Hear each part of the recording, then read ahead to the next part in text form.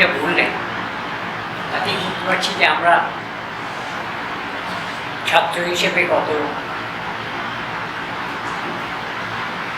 ভাগ্যবান ছিলাম। স্যারের সঙ্গে কাজ করেছি, ফিল্ডে থেকেছি, অনেক মুহূর্ত আছে, সিংভূমে করেছি, মাইকে ব্যান্ডে করেছি, ওল্ডার মেটামরফিসে করেছি,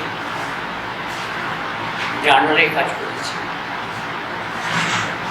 স্যার যেটা বললেন নাকি অন্যান্য অসাধারণ কোয়ালিটি একটা বললেন না, সেটা হচ্ছে ৭৩ সালে উনি আমাকে চণ্ডীগড়ে চিঠি লিখেছিলেন যে তুমি মেট্রোলজিতে আসছো, আমরা একটা জার্নাল খুলছি, ডিপার্টমেন্টের একটা জার্নাল হওয়া উচিত, ছেলেরা রিসার্চ করে, পাবলিকেশনের জন্য ডিপার্টমেন্টের একটা জার্নাল দরকার। এবং সেই জার্নালটা বেশ ভালোভাবেই চলছিল। তিনি মারা যাওয়ার পর সেটা বন্ধ হয়ে যায়। সেই জার্নালের অনুপস্থিতিটা আমরা অনুভব করি, এখন বিশেষ করে অনুভব করছি। স্যারের সঙ্গে আমার কিছু কিছু মিল ছিল, সেটা হচ্ছে আমিও জন্মেছিলাম ওনার 6 দিন আগে, 16 বছর পরে। দুজনেই বাঙাল ছিলাম, কিন্তু বেশি ঘনিষ্ঠতা হয়েছিল অপ্রাসঙ্গিক হলেও সন্তোষবাবুর সঙ্গে, যিনি ব্যবসা না থেকে সুবিভোগ থেকে সবাইকে দুর্ভোগ থেকে আরম্ভ করে তিনি সবাইকে তার যে পূর্ববর্তী, তিনি হয়তো বড় অ্যাডমিনিস্ট্রেটর ছিলেন, যেটা অনেকের একটা ইন্টারভিউতে আমি শুনলাম, এই একটি রেকর্ড করেছে, হচ্ছে ভেরি গুড অ্যাডমিনিস্ট্রেটর। কিন্তু সন্তোষবাবুর আমলে, সন্তোষবাবু 35 সাল থেকে 47-এর মধ্যে যে 3-4টে পেপার আমি পড়েছি, সামান্য একটা মিনারেলের আড়াই, টুবি ইত্যাদি দিয়েছি একটা, এই দার্জিলিংয়ের যে এখনও সে ক্লাসিক রিভার্সাল। তো এই জিনিসগুলো এরকম একজন ব্যক্তি, তার কাছে মাইক্রোস্কোপ যখন দেখতাম, ও আছে নেফিলিন শেখো বা ডক্টর শাহ সন্তোষবাবুর পাশাপাশি বসে আছেন, প্র্যাকটিক্যাল নিচ্ছেন এইসব, বা ডেকে হঠাৎ বললেন তুমি তো এত রোগা, বাড়িতে থাকো না মহেশতলা, দিদি বাড়ি থাকো, অন্তত একটা ডিম আর একটা কলা খাবে। তো এটা অন্যদিক, ডক্টর সাহেব এরকম কোনোদিন বলেননি, অত ক্যাম্পে আছেন একটু মজা করি অন্যদিকে, স্যার সব বলে বলেছে। করুণাদিত্য বলে একজন ছাত্র ছিল, ও পরবর্তীকালে প্রফেসর নাহার কাছে কাজ করছে, পিএইচডি।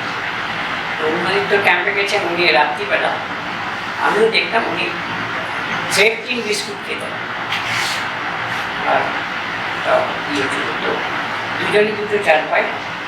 আর ফিল্ডে গেলে আমি যেমন ওটার মাঝে IMS কোম্পানি তারা থাকতো, যাই হোক দুজন খাটে শুয়েছেন, উনি হরলিক্সের বোতল খুললেন, ভাবলেন, দেখে বললেন কি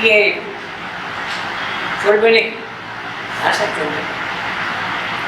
খাওয়ার পর আবার সেফটিনের বিস্কুট খুলে বলছি কি চলবে নাকি? না স্যার, তোমার তো কিছুতেই অরুচি নেই। তো আমরা ওনাকে একটু ওটা হাসতে দেখতাম না, তো তো এগুলো শুনতাম যখন, তো ভালো লাগলো। আরও সন্তোষবাবু যখন চলে গেলেন ইসেতে 1100-তে মনে হয়, 1100-তে পড়ে গেলেন, তো 8টার সময় ট্রেন। সন্তোষবাবু জানলা দিয়ে বললেন দেখো সাহার ছাত্র, দুজনেরই বাহাতে একটা করে ছাতা। মাস্টারমশাইরা ছাত্রদের দিকে এরকম খেয়াল রাখতেন, এখানে টোটালিটি। স্যারকে বললেন পড়ানো, ক্লাস নেওয়া, বাইরের কথা, কোথাও বাইরের অ্যাসাইনমেন্ট, তার সঙ্গে এখানে একটা প্রাইভেট কোম্পানি ছিল, নাম ভুলে গেছি, তাদের দিয়ে অ্যানালিসিস করাতেন, প্রিয় ছিল। আর ওনার ওই সেকশন কাটার ছিল কারো মতো, আমাদের উঁচু নয়,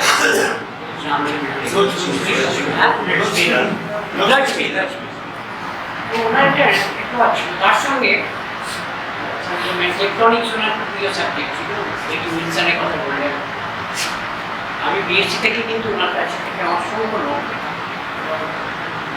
লিখেছি। এটি মানুষ হিসেবে তো বলার প্রশ্নই ওঠে না, বাড়িতেও গেছি। তো এইরকম এক ব্যক্তিত্ব তার সংস্পর্শে এসে বাকি জীবনে অনেক কিছু সংক্রমিত হয়েছে। তার মানে এই নয় যে শূন্য সোনার পাত্র থেকে একটা প্লাস্টিকের পাত্রের মধ্যে এলেই সেটা স্যাটিসফাইং অ্যাডিশন। আমরা যথেষ্ট উপকৃত হয়েছি, তাদের ভীষণ মিস করি। আর যারা আছেন এখন, যাদের মধ্যে আছেন এখন আছেন যিনি, তিনি তো অমূল্য সম্পদ হিসেবে পাশে আছেন। তাকেও প্রণাম জানেন, তাকেও প্রণাম জানেন।